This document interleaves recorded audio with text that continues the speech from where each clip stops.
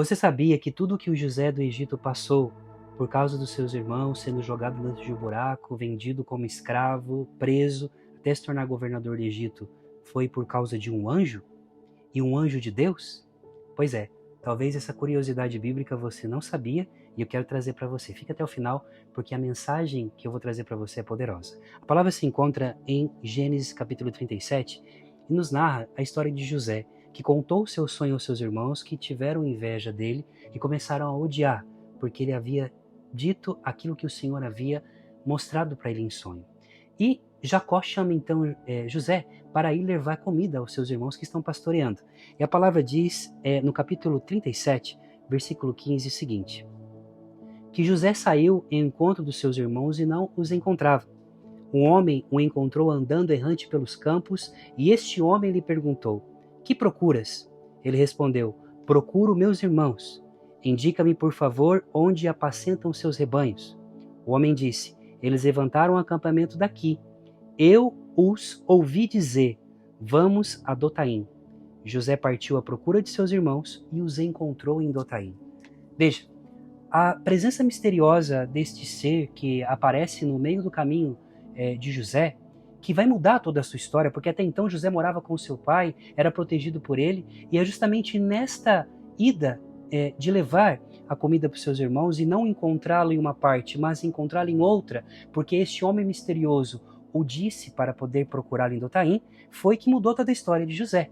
José, a partir de então, ele encontra os seus irmãos e quando os irmãos veem José chegando, dizem: lá vem o sonhador, vamos acabar com seus sonhos. Pegam José, amarram ele, jogam ele dentro da cisterna, depois vende ele aos midianitas, os midianitas vendem ele aos egípcios, ele vai morar na casa de Potifar, é caluniado pela mulher de Potifar, depois é jogado na prisão por 2 anos, esquecido pelos seus amigos, e finalmente, depois de muito tempo, é que o faraó vai precisar da interpretação dos seus sonhos.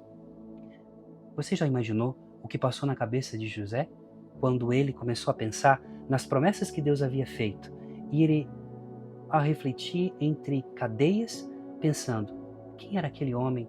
Por que eu o encontrei no meio do caminho? Se não fosse ele, eu não teria vivenciado tudo isso. Pois é, quem é esse homem? Esse homem na palavra em hebraico, né, segundo alguns exegetas e também alguns rabinos, é o arcanjo Gabriel. É o mesmo anjo, né, que lutou com Jacó anos antes, quando Jacó pediu a bênção de Deus. A palavra diz lá: um homem lutou com Jacó. E nós podemos imaginar José pensando sobre aquele homem misterioso. Mas a verdade é que se aquele homem não tivesse entrado no caminho de José, José não teria passado pelo que passou e se tornado aquele que se tornou.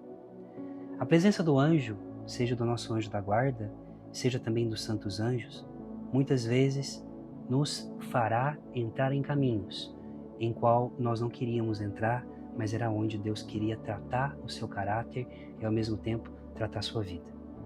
Tudo que José viveu, tudo que ele passou, foi debaixo da proteção e da permissão de Deus, porque o Senhor tinha um plano maior. Às vezes, no processo da vida, desse sonho que Deus colocou no seu coração, pode acontecer que pessoas irão aparecer. E você, por um momento, vai pensar que essas pessoas, ou situações, ou circunstâncias, são coisas ruins.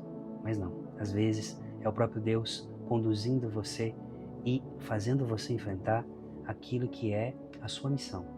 O anjo não disse para José: olha, não vai lá não, porque eu escutei, porque ele fala que ele ouve os seus irmãos, né? Então ele estava próximo dos irmãos de José, é um anjo que convive na família de José, não é? Porque alguns dizem que é Gabriel, outros dizem que é Miguel, não importa, era um anjo de Deus. E ele convive, então ele escutou, então ele poderia dizer: não vai lá não, deixa eu proteger você. Não, às vezes o teu anjo da guarda irá te conduzir àquela situação que você terá que enfrentar, mas você não enfrentará sozinho. Quando José foi jogado no poço, Deus estava com ele lá dentro. Quando José foi levado acorrentado, Deus estava com ele. Deus estava com ele na casa de Potifar, Deus estava com ele quando ele foi caluniado, Deus estava com ele na prisão e Deus esteve com ele quando ele subiu ao trono como segundo em autoridade no Egito. Não importa aonde você esteja, o que importa, seja no fundo do poço ou na sala do trono do Rei governando, na glória e no fracasso.